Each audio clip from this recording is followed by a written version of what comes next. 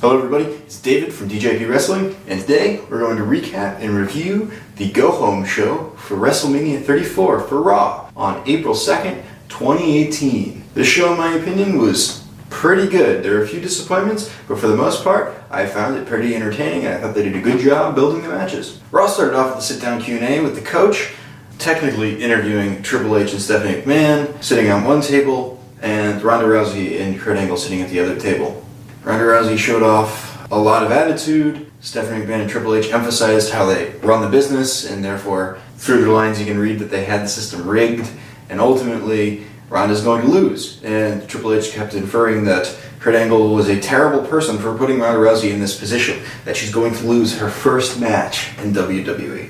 There's this funny moment where Ronda Rousey asked Stephanie McMahon which hand is her dominant hand, and Stephanie McMahon's like, "Oh, my right." And then Ronda Rousey's like, "Oh, good, because I wanted to know which one is going to be signing my checks so I can yank the other one out of its socket." Thought this was a pretty good segment, started off Raw pretty hot. Next we had Bayley versus Sonya Deville. Bayley defeated Sonya Deville. Afterwards, Absolution got on her, jumped her, was beating her down. Sasha Banks came in, fended off Absolution to help Bayley, told Bayley to raise her hand because she helped her out, and Bayley refused to, assaulting Sasha, hitting her in the face, and then they got into a brawl, and Absolution took advantage of it and beat them up. This was a hype for the Women's Wrestlemania Battle Royal this Sunday. Thought it was okay. Next we had Finn Balor versus Seth Rollins. As you can expect, this was a really entertaining match. It was great. They teased some spots from their original match a while ago at SummerSlam for the Universal title.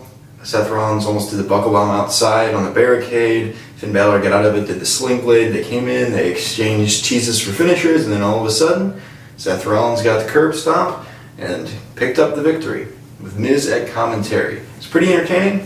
I definitely am hyped for their match. As you can see in my WrestleMania predictions video, this falls in line with my belief that Finn Balor is going to win this Sunday via the rule of the person who took the pin before the pay-per-view picking up the win. A tenet of 50-50 booking. Next up we had a segment where the Bar came out and called out Braun Strowman, asking him who his partner was. Braun Strowman said, "He's a lot like me, but just a little different." Braun Strowman went back behind the curtain. He came back out wearing a t-shirt and glasses, looking like Bubba Ray Dudley, and he claimed that he was the brains of the operation.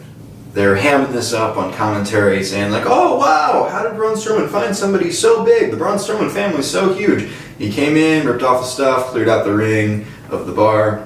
Honestly, I thought it was kind of cheesy. I wasn't a big fan of this segment. I'm hoping on Sunday that Braun does fight by himself in a handicapped 1-on-2 match against the Bar. I think that would be the most creative way to demonstrate Braun as a character. I think that's the type of thing he would do, and I think it's possible that he could win and then become the one and only tag team champions. Next up on the card, Goldust cut one of his movie quote promos and then faced Woken Matt Hardy. Woken Matt also gave a promo in his Woken style about the Andre the Giant Memorial Battle Royal. He won with a twist of fate. Next up, John Cena came out. He told the crowd that he was going to be at WrestleMania, but as an audience member. I think this could be a really interesting angle if they follow through with it. He doesn't want to be in any matches because he says that he doesn't want to take the spotlights of any other superstars, but that's why he called out The Undertaker. They wouldn't be taking the spotlight away from any of the full-timers by getting into one of their championship picture scenes.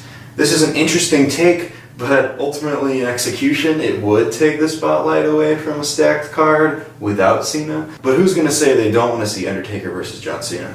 Kind of me, honestly, because I don't want to see Undertaker come out of retirement after what happened last year with Roman Reigns. Anyway, John Cena really interestingly played with the fact that this is a live interactive performance art and kept calling on the crowd to raise up their noise level, almost like we were at a concert so that The Undertaker could be summoned. Thankfully, despite how loud the crowd got in Atlanta, The Undertaker never came out, which I thought was a really interesting disappointment, but it certainly deflated the crowd for the rest of the night. Next up, Elias came out. He said he's going to perform at WrestleMania. It's going to be a huge performance. And then he defeats Heath Slater. Next up, we got a sit-down interview with Nia Jax, which is a call response to some petty words that Alexa Bliss had been slinging her way. Nia Jax gave a strong, powerful promo to represent the fact that she is in touch with pride in herself It's the way God made her. It's the way her mama made her. Honestly, it's pretty inspiring, and I hope she picks up the victory this weekend. Alexa Bliss and Mickie James came down to the ring to face Dana Brooke and Asuka. They beat down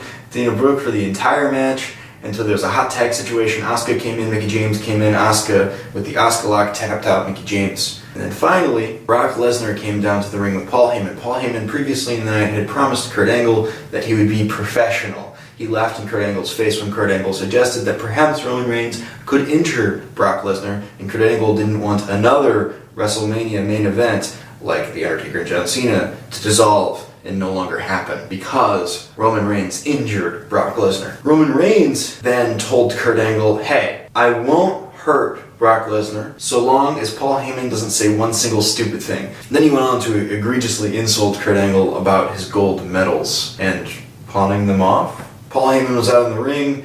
He cut a long, scaling promo saying that Brock Lesnar hates people, which is true, and went on to say, it's not just an act, by the way. We're not playing this up. He actually hates people. All of you in the crowd, everyone he works with, in general, hates people. And that's a shoot, which is funny, because it is. And he said he actually hates people more than we make it seem like. And we make it seem like he hates people a lot. Then they went on to call Roman Reigns the dreaded B word, which they use in any situation that they believe needs amplification of drama. And then Paul Heyman went on to insult Roman Reigns' family. Roman Reigns like, no, not my family. And he came out, there were superstars from the locker room on the entrance ramp blocking Roman Reigns' way. He came out, they parted, he came to the ring. He hit Brock Lesnar with 5 Superman punches. It seemed like he was going to stand tall before WrestleMania, but of course Brock Lesnar popped up, F5. Brock Lesnar stands tall, Roman Reigns, after one F5, lies prone in the ring. Will this be our sight at WrestleMania 34?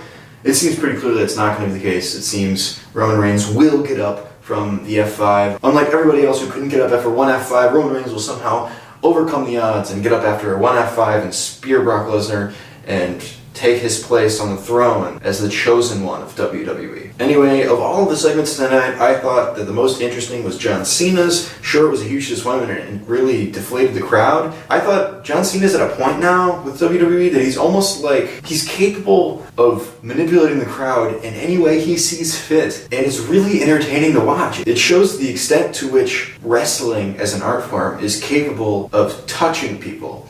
It's capable of rousing participation in a way that no other form of television or broadcast I've ever seen can most tactfully and deliberately entice in their viewers. Either way, I'd be interested in hearing what you guys have to say about this Raw Go Home show and your predictions for WrestleMania. Hope you have a great day. Please like, share, and subscribe, and come back for more juicy wrestling discussion at DJP Wrestling. I've been David, and I'll see you next time.